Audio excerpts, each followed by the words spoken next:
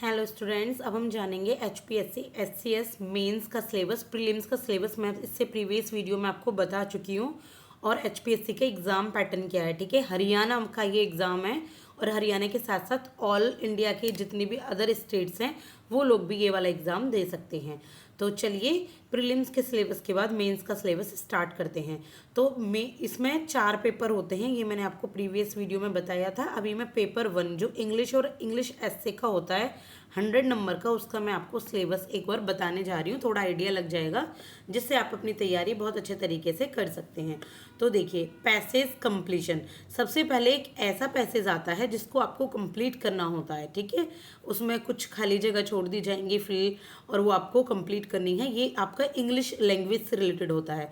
इसके बाद सब्स्टिट्यूशन आएंगे। सब्स्टिट्यूशन यानी कि जैसे काफ़ी बड़ा कोई लाइन है वो आपको थोड़ी छोटी करनी है, थोड़े एक शब्द में बतानी है। सेंटेंस अरेंजमेंट आएगा, इसमें सेंटेंस को अरेंज करके लिखना है। ट्रांसफॉर्मेशन यानी कि सेंटेंस को थोड़ा चेंज करके लिखना है, लेकिन उसकी मीनिंग चेंज नहीं होनी चाहिए। ईडियम्स एंड फ्रेजेस आते हैं, जो भी लोकोक्तियाँ और मुहावरे होते हैं। सेंटेंस को सुधार यानी कि इम्प्रूवमेंट करने के लिए आते हैं। पैरा कंप्लीशन आता है, पैराग्राफ होता है उसको कंप्लीट करना होता है।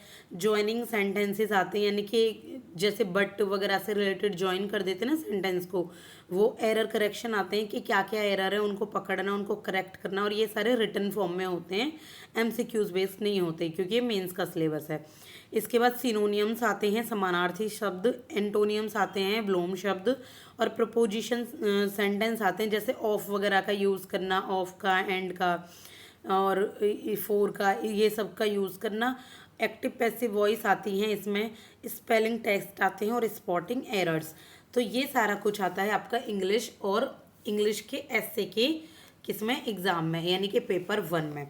इसकी तैयारी आप कहाँ से करेंगे? इसकी तैयारी के लिए मैं आपको बताऊंगी आगे। वैसे तो पूरी बुक, पर एक ना नीतू मैम की बुक है। आप अगर नीतू मैम को जानते हो, वैसे जानते होंगे अगर आप एसएससी इन सब की तैयारी कर रहे हो, तो ये है आपका prelims to Paramount, I think जो बुक है ये आपको इजीली ना उसमें मिल जाएगी अमेज़ॉन वगैरह पर।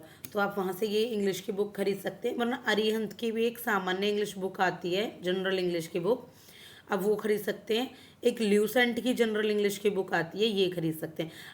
आपको सिर्फ 1 ही रिसोर्सेज रखना है, बहुत सारे रिसोर्सेज नहीं रखने। एक में से ही करें, बार बार उसकी प्रैक्टिस करें खुद से बैठ के, एक रफ कॉपी लेकर, तभी आपको चीज़ें क्लियर हो पाएंगी। और ऐसे की इन्फॉर्मेशन कहाँ से मिलेंगी? आप दिशा पब्लिकेशन या कोई और, अगर एचपीएससी की बुक आती है, अगर आप हिंदी मीडियम में, तो एक एनपीएच करके बुक आती है, उसमें सारी की सारी इन्फॉर्मेशन दी गई हैं, तो आप वहाँ से ही ले सकते हैं। वरना प्रीवियस ईयर के क्वेश्चन देखें पीवाई क्यू सॉल्व करके, तो वहाँ से आपको काफ़ी आइडिया मिल जाएगा। इसके बाद पेपर 2 है हिंदी सिलेबस प्लस एस्से, और इसके लिए हाँ यूट्यूब चैनल भी आप फॉलो कर सकते हैं।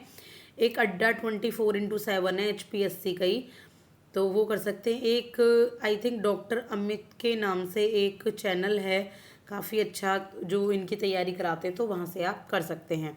इसके बाद पेपर 2 है हिंदी सिलेबस प्लस एस्से। तो हिंदी का सिलेबस क्या है? देखो, use of verb in sentence, sentence में क्रिया का यूज़ करना, वर्ब का। Letter writing in Hindi, Hindi में पत्र लिखना। वर्ड फॉर्मेशन, शब्द बनाने। सिनोनियम्स एंटोनियम्स, वही समानार्थी और ब्लूम शब्द। Translation from English to Hindi, English के सेंटेंस दिए जाएंगे जिनको आपको हिंदी में ट्रांसलेट करना है। यूज़ ऑफ नाउन्स, नाउन्स का यूज़ करना। एडजेक्टिव्स यानी कि विशेषण। प्रोनाउंस, सर्वनाम। और फिल इन द वर्ड्स, कुछ वर्ड्स को आपको फिल करना होगा। तो ये आपका हिंदी का सिलेबस है पेपर 2 का, ठीक है। साथ के साथ इसमें एक दो कुछ ऐसे भी आते हैं, तो ऐसे भी आपको करने होंगे जिनका आइडिया आप लगा सकते हैं। इसके लिए ब्लूसेंट या अरिहंत की सामान्य हिंदी की बुक ले सकते हैं। बाकी जो आपकी नज़र में हो आप एक बार वो खरीद सकते हैं। इसके बाद पेपर 3 में है जनरल अवेयरनेस सिलेबस। तो जनरल अवेयरनेस क्या होती है? ये आपके वही जीएस का सब्जेक्ट होता है, जिसमें मैंने आपको बताई थी ना जीएस प्रीलिम्स के लिए, तो वही साथ में इंक्लूड करके यही पूरा सिलेबस है। जैसे इन्वेंशंस वर्ल्ड में क्या क्या हुई हैं उसके बारे में लिखने को आएगा क्वेश्चन। देखिए, स्पोर्ट्स है, बेसिक कंप्यूटर है, Indian history, Indian economy, Indian parliament, Indian politics, famous days and dates, famous books and authors, botany यानी कि science, chemistry, geography, physics zoology, ये तो सारी साइंस है, ज्योग्राफी को हटा दे तो जूलॉजी, एनवायरनमेंट और इंडियन कल्चर। ये आपका क्या आता है? जीएस का पेपर है जो पेपर 3 में आता है। इनके लिए क्या रिसोर्सेज यूज़ करेंगे, जैसे पॉलिटी के लिए लक्ष्मीकांत, इकोनॉमी के लिए संजीव वर्मा यूज़ कर सकते हैं ये। और साथ के साथ है ना, सबसे पहले आप याद रखिएगा कि आपको PYQs जरूर देखने हैं और सिलेबस जरूर अपने पास रखना है। और आप पहले एक चैप्टर कंप्लीट करें और साथ के साथ PYQs या MCQs इसके सॉल्व करें। MCQs अगर आप डिटेल में करना चाहते हैं तो दिशा पब्लिकेशन की 10,000 MCQs की बुक आती है 400-500 रुपये की, तो वो आप खरीद सकते हैं अमेज़ोन या फ्लिपकार्ट से। काफ़ी अच्छी बुक है, काफ़ी बल्कि बुक है।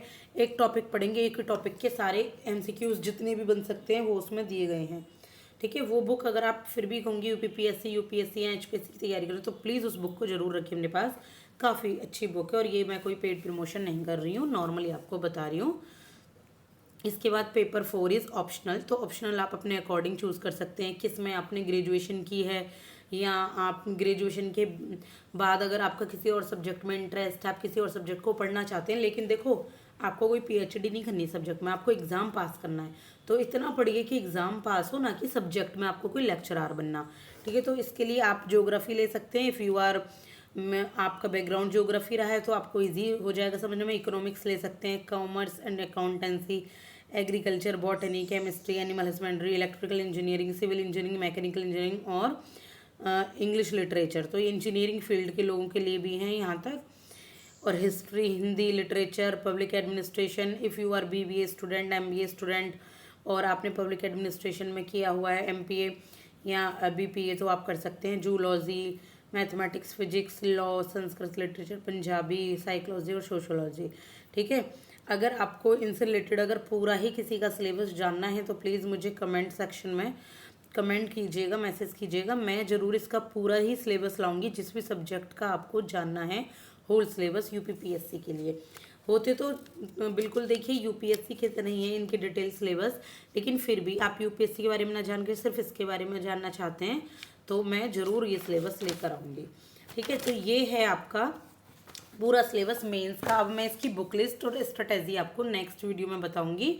तो प्लीज़ अगर आपने मेरे चैनल को लाइक और सब्सक्राइब नहीं किया है तो कर दीजिएगा और वेट कीजिए नेक्स्ट का, ताकि आपकी जो तरीके हैं, जो आपका एग्ज़ाम पैटर्न है उसके तरीके से मैं आपको हेल्प कर पाऊँ और आपको अच्छी से अच्छी इन्फॉर्मेशन मैं इसमें दे पाऊँ डे बाई डे।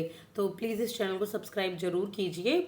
मैं ऐसे ही बहुत इजीली वे में हैंड रिटन फॉर्म में ही सारी चीज़ें लाऊंगी। आगे मैं आपको स्टडी मटेरियल भी दूंगी हैंड रिटन फॉर्म में, मैं आपको इसमें डिस्क्राइब करके पढ़ाऊंगी जो आपको बहुत आसानी से समझ आएंगी और आपको एक आइडिया भी लग जाएगा कि आपको हैंड रिटन नोट्स कैसे बनाने हैं, सेल्फ नोट्स, और आप अपना समय कैसे बचा सकते हैं। मान लीजिए आप 10 बार रीडिंग करते हैं किसी चीज़ की, लेकिन आप हैंड रिटन फॉर्म से सिर्फ एक ही बार पढ़ लो, एक ही बार समझ लो, देखिए तो वो उसमें फ़ायदा है 10 बार रीडिंग करने में या सिर्फ एक ही बार में। आप खुद सोच कर देखिए, एक ही बार में फ़ायदा है ना आपको, तो आपका टाइम सेव होगा ना। इससे बार बार आपको बुक्स के ही काले अक्षर देखने को नहीं मिलेंगे। देखिए अच्छी बात है, बुक्स पढ़ना सबकी अपनी अपनी चॉइस है, लेकिन फिर भी कुछ स्टूडेंट्स ऐसे होते हैं जो बार बार बुक्स को रिवाइज नहीं कर पाते, मोनोटोनियस हो जाते हैं। तो आप हैंड रिटन फॉर्म में पढ़िए, क्योंकि प्रैक्टिकली तो लिखना आपको सारा कुछ हैंड रिटन है। अभी कोई कंप्यूटराइज्ड एग्जाम तो ये है नहीं, हैंड रिटन एग्जाम है। तो आप उतना ही प्रैक्टिकल वे लेकर चाहिए जितना प्रैक्टिकल वे में आप खुद लिखेंगे, तो इससे आपकी हैंड राइटिंग और आपकी जो स्किल्स हैं रिटन वो भी आपकी इम्प्रूव होंगी, ठीक है। Thank you so much.